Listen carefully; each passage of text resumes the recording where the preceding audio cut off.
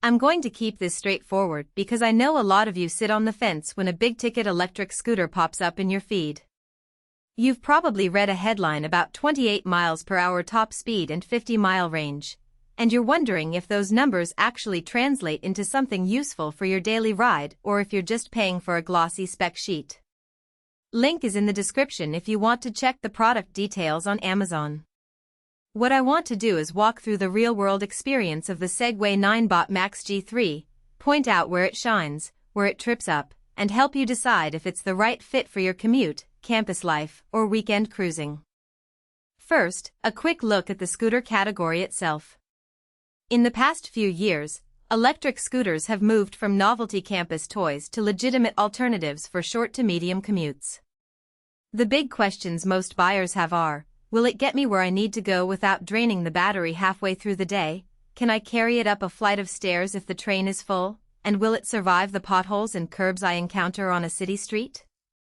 Those are the pain points that separate a decent scooter from a regret-filled purchase. The Ninebot Max G3 is positioned as a long-range, high-speed model, and that positioning matters. If you're looking at a 2-mile trip to the office, a 10-mile campus loop, or a 30-mile weekend ride along a waterfront trail, the extended battery is the first thing that catches my eye. Segway lists a 50-mile maximum range, which, in practice, means you'll comfortably clear a 20-mile round-trip commute with a little cushion left over for detours. In my testing, riding at a moderate 18-20 miles per hour on mixed city streets, the battery held up well enough to get me about 35 miles before I had to plug in. That's still a solid margin for most commuters, especially when you factor in the ability to charge the scooter from a standard home outlet. Speed is the next headline.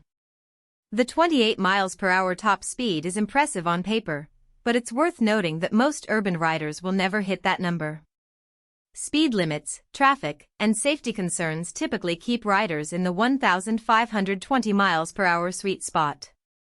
The 2000W peak motor does give the scooter confident acceleration from a stop, which is handy when you're merging into traffic or navigating a busy bike lane. It also means the Max G3 can handle mild hills without bogging down something lower-powered rivals struggle with. If you live in a hilly suburb, you'll appreciate that extra push. Now for the practical strengths that become noticeable after you've taken it out of the box. The dual hydraulic suspension is a standout. Many scooters in this price range rely on simple spring or elastomer systems, which can feel jarring over uneven pavement. The hydraulic setup on the Max G3 smooths out bumps and reduces the vibration that typically reaches your wrists and arms. On a recent ride through a construction-heavy downtown area, I felt a marked reduction in fatigue compared to an older scooter I owned.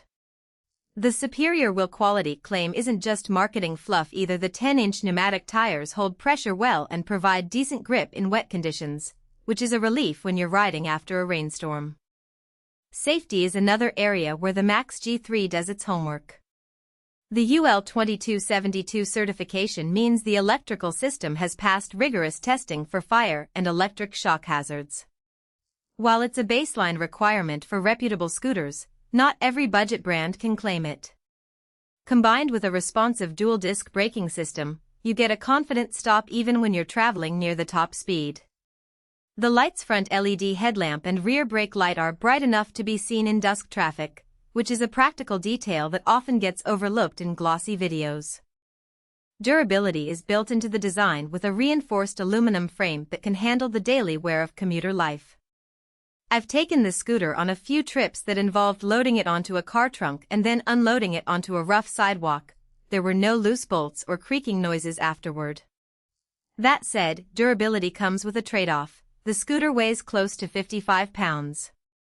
It folds, but the folded package is still bulky and not something you'll want to carry up several flights of stairs regularly. If you rely on public transit and have to lug your scooter onto a crowded bus or train, the weight could become a real inconvenience. Charging speed is decent but not lightning fast. The Max G3 supports fast charging, and you can get roughly 80% of the battery in about 3 hours from a standard outlet. That means an overnight charge gets you ready.